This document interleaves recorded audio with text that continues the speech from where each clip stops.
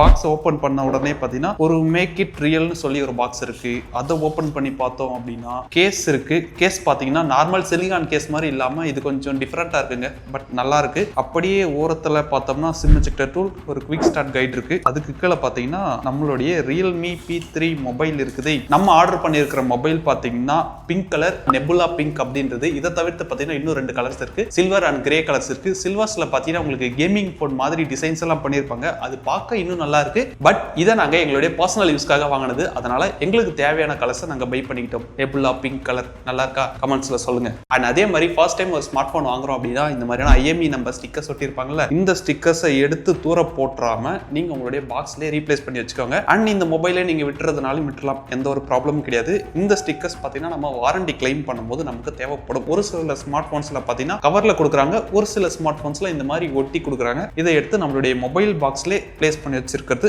நல்லது.